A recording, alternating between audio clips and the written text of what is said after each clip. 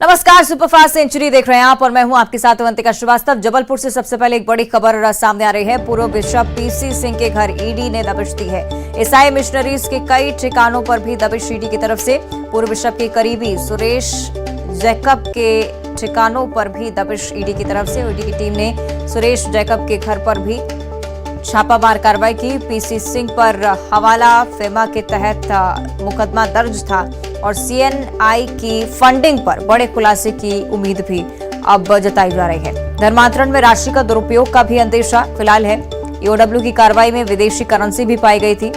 1,65,00,000 रुपए की नकदी यहां से बरामद की गई थी। उससे 74 बैंक खातों का भी खुलासा हुआ था और सिलसिलेवार ये कार्रवाई अब ईडी की तरफ से चलवाई जा रही है और माना जा रहा है कि कई बड़े खुलासे इस कार्रवाई के दौरान भी हो सकते हैं। सीएनआई की फंडिंग को लेकर भी कई सारे खुलासे होने की उम्मीद फिलहाल ईडी की तरफ से। पूर्व बिशप पीसी सिंह के घर पर दबिश दी गई है।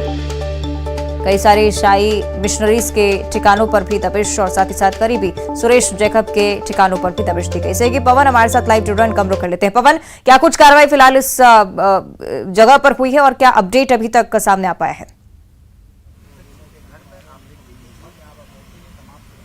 जी बिल्कुल अवंतिका, आज जो है ये एक बड़ी कार्रवाई मानी जा रही है। पूर्व मॉडरेटर जो हैं सीएनआई के बिशप पीसी सिंह और उनके करीबी हैं सुरेश जैकब, इनके ठिकानों पर कार्रवाई हुई है और जबलपुर के अलावा मुंबई एवं नागपुर में भी यही कार्रवाई चल रही है। और ईओडब्ल्यू के बाद ये ईडी की बड़ी कार्रवाई मानी जा रही है, जिसमें कई बड़े खुलासे, कई ऐसे राज खुलने की उम्मीद की जा रही है जो शायद अभी तक पब्लिक में जाहिर नहीं हुए। ये तस्वीरें मैं दिखाना चाहूंगा कि ये बिशप पीसी सिंह का घर है, जहां पर ईडी की टीम जो है तकरीबन 20 अधिकारी सुबह यहां पर पहुंचे थे और आने के बाद सीधे घर में प्रवेश किया और उसके बाद अभी तक जांच जारी है। और जांच में क्या निकल कर आ रहा है अभी तक सामने नहीं आया है, लेकिन माना जा रहा है कि धर्मांतरण में राशि का दुरुपयोग, जो मिशनरी की जमीनें थी उनकी खरीद फरोख्त और बिल्डर्स को बेचने की, ऐसी तमाम आरोप जो पहले लग चुके हैं बिशप पीसी सिंह पर, उन्हीं आरोपों की बारीकी से जांच करने के लिए यह कार्रवाई की जा रही है, जिसमें जबलपुर के अलावा नागपुर और मुंबई पे जो ठिकाने हैं और मिशनरी से जुड़े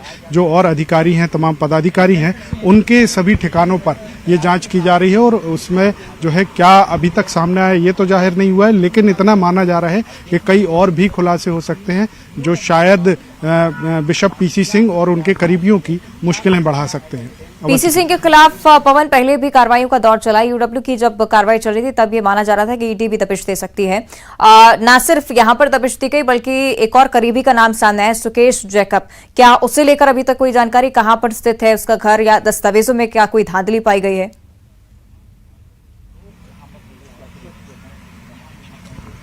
बिल्कुल अवंतिका, चूंकि ये ईडी की जो जांच होती है या कार्रवाई होती है, रेड पड़ती है, ये बेहद गुप्त मानी जाती है ताकि इनके करीबियों को बचने का या भागने का मौका न मिल सके, या जो इनसे जुड़े हुए लोग हैं, जो तथ्य हैं जो जांच के दायरे में हैं, उसमें कहीं छेड़छाड़ ना हो सके, तो गुप्त रखी जाती है। लेकिन जो सूत्रों के हवाले से खबर आ रही है कि सुरेश जैकब जो सबसे करीबी था, बिशप पीसी सिंह के सबसे करीब में था और सारा लेन देन, सारे ट्रांजैक्शंस की उसके पास जानकारी रहती थी। इवन बैंकिंग ट्रांजैक्शंस की जो जानकारी ईओडब्ल्यू की जांच में सामने आई थी, वो भी सुरेश जैकब उसमें मुख्य राजदार उसमें निकल के सामने आया था।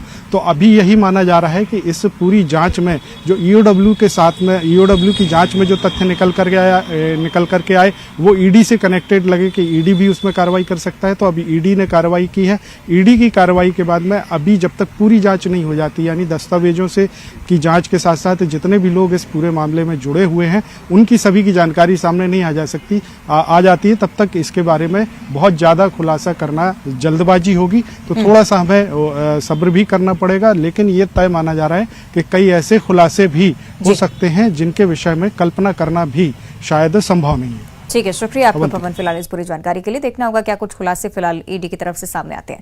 आगे बढ़ते दमोह से एक बड़ी खबर सामने आ रही है। हत्या के आरोपी के ठिकानों पर बुलडोजर चलाया गया है। खेत में बनाए गए मकानों को ध्वस्त करने की कार्रवाई की गई। आरोपियों की गिरफ्तारी के लिए प्रदर्शन हुआ था। खेतों में लगी फसलों पर भी बुलडोजर चलाया गया है। तस्वीरें आपको दिखा रहे हैं दमोह की। बुलडोजर कार्रवाई आरोपी के मकान के खिलाफ। जैसा माननीय मुख्यमंत्री जी के निर्देश हैं, यदि कोई आरोपी है, अपराधी है, तो उसको छोड़ना नहीं है। तो विगत जो कुछ दिन पूर्व जो इस गांव में जो घटना हुई थी, उस संबंध में आरोपियों के अतिक्रमण खंगाले गए। इस संबंध में 2 शासकीय भूमि पर मकान पाए गए कुछ पंचायत की दुकानों पे कब्जा पाया गया, कुछ रेत भंडार पाए गए और यहाँ पर शासकीय शहर में फसल बोना पाया गया, जिसको विधिवत तरीके से उनको शासकीय भूमि से बेदखल किया गया है। और बाकी देखा जाएगा, और भी देखा जाएगा, यदि कहीं भी और भी यदि कहीं पाया जाता तो उसको भी। शेड्यूल की बात करेंगे। खदान धंसने से 2 लोगों की मौत हो चुकी है। मुरम खदान में खुदाई के दौरान यह हादसा हुआ है। ट्रैक्टर में मुरम लोड करते वक्त ये बड़ा हादसा। ब्योहारी थाना क्षेत्र के माझौसी गांव की पूरी घटना है। पुलिस की टीम और साथ ही साथ प्रशासन का अमला भी मौके पर पहुंच चुका है। घटनास्थल की तस्वीरें आपकी टीवी स्क्रीन पर से कि सौरभ हमारे साथ फोन लाइन पर जुड़ रहे हैं। सौरभ, क्या कुछ वजह इस पूरी घटना के पीछे और फिलहाल वहां पर क्या स्थिति है? जी हाँ, मौके जो घटना स्थल है वो ब्योहारी थाना का मझौसी गांव है। यहाँ पर एक खुली खदान थी मुरुम की, जहाँ पे मुरुम लोड करके एक सड़क निर्माण के लिए लेके जाया जा रहा था, तभी यह हादसा हुआ है। जिला प्रशासन की ओर से जो मृतक हैं दोनों, उनको 10-10 हजार रुपए की आर्थिक सहायता दी गई है। वहीं प्रशासन ने इस पूरे मामले में जांच के आदेश दिए हैं। खनिज विभाग को भी मौके पर भेजा गया है। ये तस्दीक कराई जा रही है कि जो मुरुम निकाला जा रहा था वो किसके कहने से निकाला जा रहा था और क्यों निकाला जा रहा था।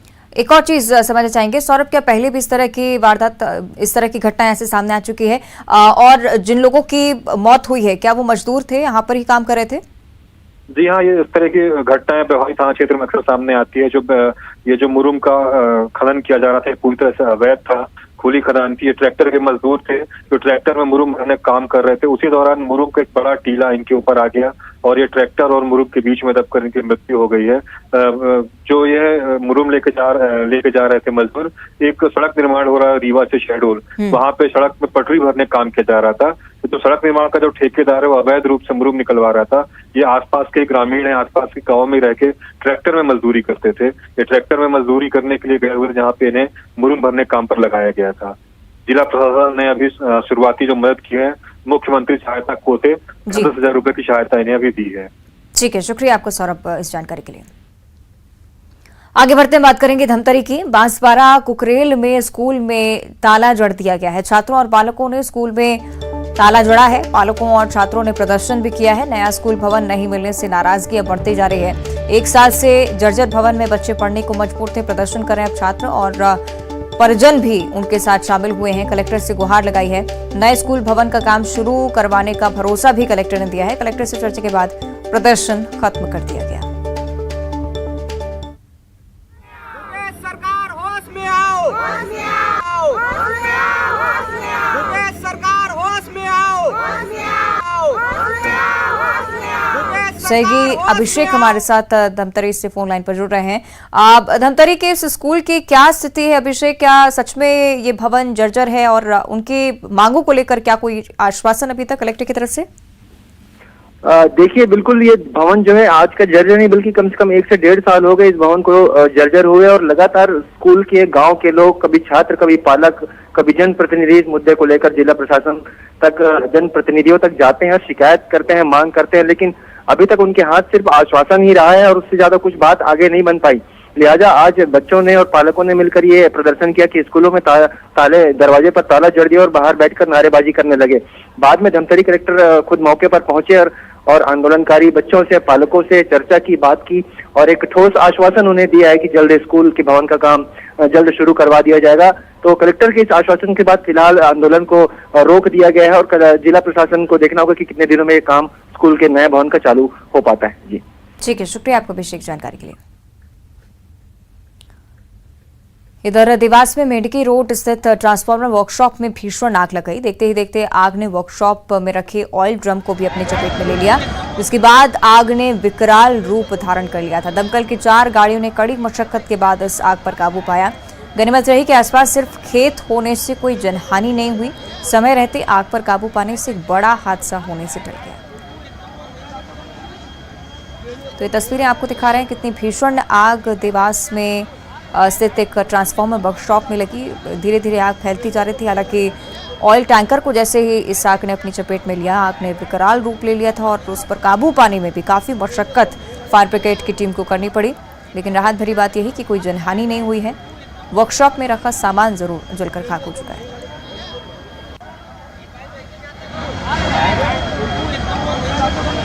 काफ़ी भीषण आग लगी थी यहाँ पे और अभी हाल फिलहाल काबू पा लिया है।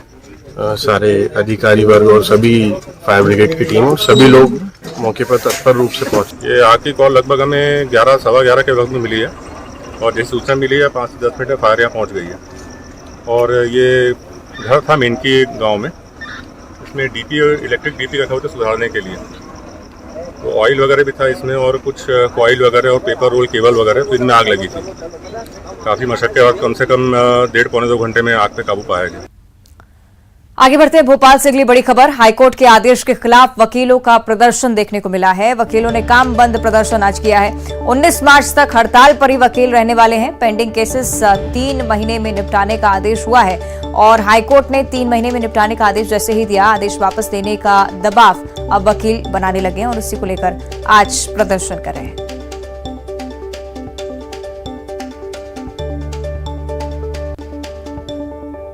5 जनवरी 2023 को चीफ जस्टिस ऑफ एमपी की ओर से एक आदेश निकाला गया और उसके तहत पूरे मध्य प्रदेश की अधीनस्थ न्यायालयों में 3-3 माह में केस का निराकरण करने का आदेश पारित कर दिया।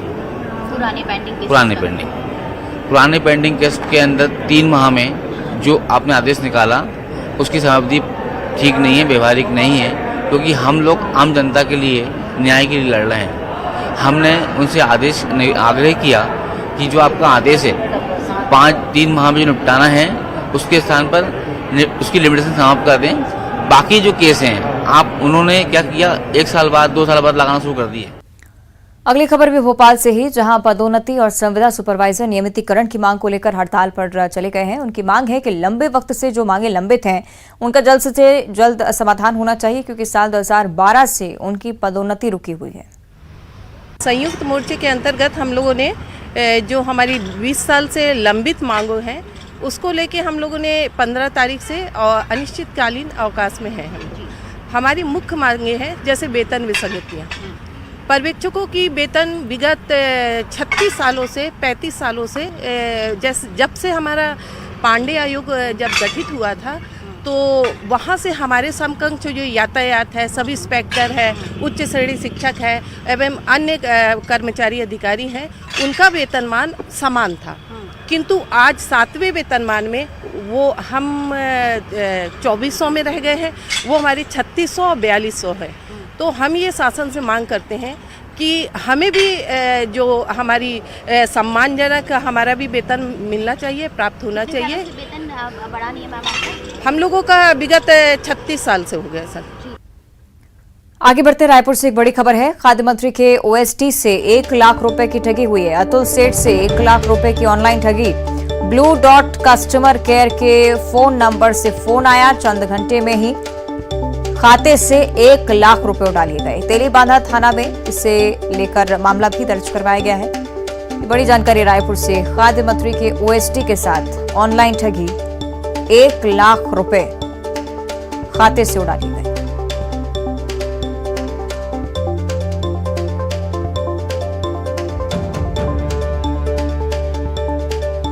अतुल सेठ से 1 लाख रुपए की ऑनलाइन ठगी हुई है। ब्लू डॉट कस्टमर केयर के नंबर से फोन आया और उसके बाद चंद घंटे में ही खाते से 1 लाख रुपए गायब हो गए।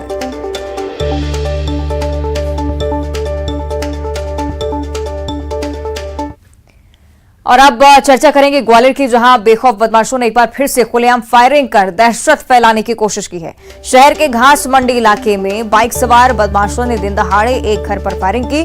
घास मंडी में चलती बाइक से निकले 2 बदमाशों ने एक घर पर फायरिंग की है। तस्वीरें आपको दिखा रहे हैं। बाइक पर पीछे बैठे बदमाश ने कट्टे से एक घर को निशाना बनाकर वहां से फरार हो गए।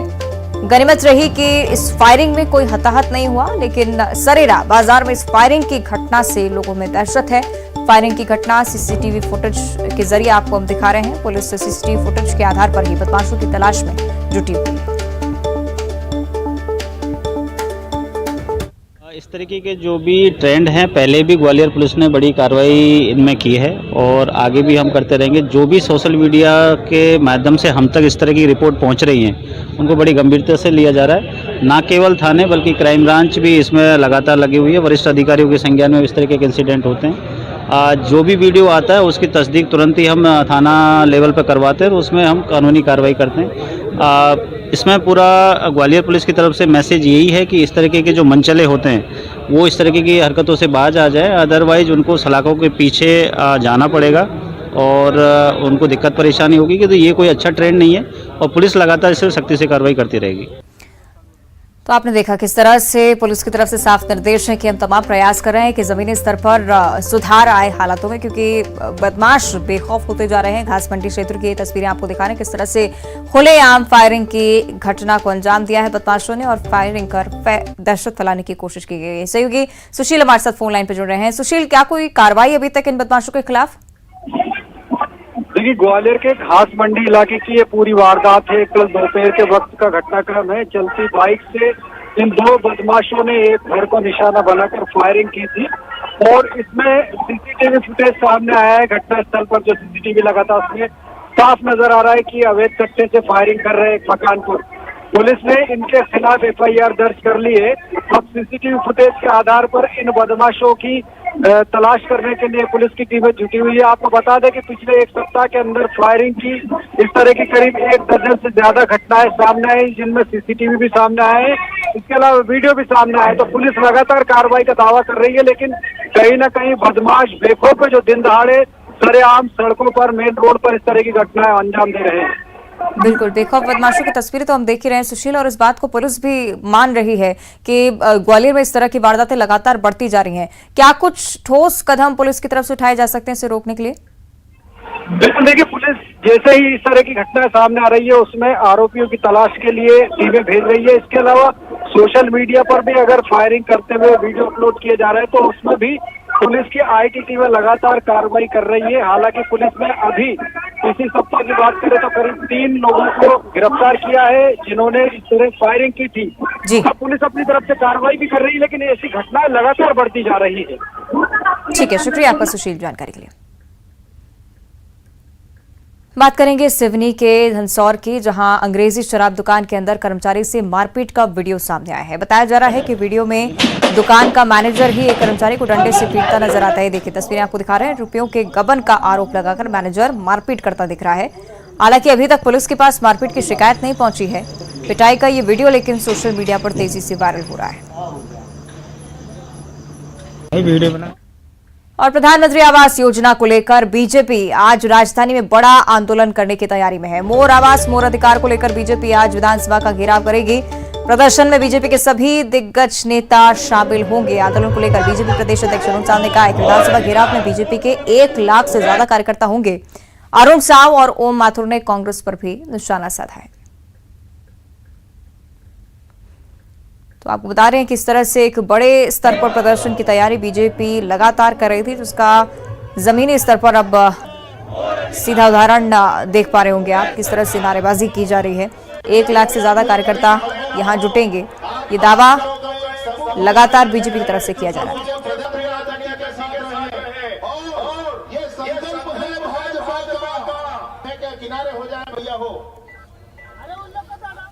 और बीजेपी के इस प्रदर्शन पर प्रदेश के मुख्यमंत्री भूपेश बघेल ने कहा है कि ऐसे प्रदर्शनों को बीजेपी को प्रदेश में कोई माइलेज नहीं मिलने वाला है। जनता बीजेपी का सच जानती है। पार्टी के पास अब कोई मुद्दा रहा नहीं, न किसानों का, न मजदूरों का, न नौजवानों का, न गरीबों का। सबके लिए हमारी सरकार ने योजना बनाई है। और अभी जिस प्रकार से ये लोग विधानसभा घेराव कर रहे हैं, मेरा उनसे 2-3 सवाल है कि जो सर्वे सूची है उसमें 18 लाख के आंकड़े बताए थे जब उसकी सरकार थी। 11 लाख स्वीकृत हो गए। तो सवाल इस बात का है कि 16 लाख के आंकड़े कहाँ से आ गए बचे हुए? 18 लाख में से 11 लाख स्वीकृत हो गए तो बचे तो 7 लाख। लेकिन अब वो कहते हैं 16 लाख है, कोई कहता है 7 लाख है, कोई कहता है 10 लाख, कोई 12 लाख। मैंने तो कल विधानसभा में कहा कि सारे सूची जितने फॉर्म भरवाए मुझे दे दीजिए, मैं इसको वेरिफिकेशन करवाऊंगा। लेकिन मैं भारतीय जनता पार्टी के साथियों से 2-3 सवाल करना चाहता हूं। भारत सरकार जनगणना नहीं करा रही है, तो हम सर्वे करा रहे हैं, इससे वो सहमत है कि नहीं? हितग्राहियों के सर्वे होना चाहिए कि नहीं होना चाहिए? और क्या नए जब सर्वे कराएंगे नए हितग्राही आएंगे उसको मिलना चाहिए कि नहीं मिलना चाहिए? क्योंकि ब्रिजमोहन जी अजय जी कह रहे थे जनगणना के हिसाब से हो सकता है, राज्य सरकार नहीं करा सकती। तो 2012 साल से आपने जनगणना नहीं कराया, तो जो नए हितग्राही हैं उसको इसका लाभ मिलना चाहिए कि नहीं मिलना चाहिए, ये दूसरा सवाल है। ये दो सवालों का वो जवाब दे दे। हमारे जो हम सर्वे करा रहे हैं उससे सहमत है कि नहीं, उसका समर्थन करते हैं कि नहीं करते हैं, क्योंकि उन गरीबों को भी मकान मिलना चाहिए। हमने विधानसभा में राज्यपाल के कृतज्ञता भाषण में मैंने घोषणा की है कि जो भी पात्र हितग्राही पाए जाएंगे उसको क्रमबद्ध ढंग से उसको आवास दिया जाएगा। और बुलेटिन में इतना ही। देखते रहिए न्यूज़ 18।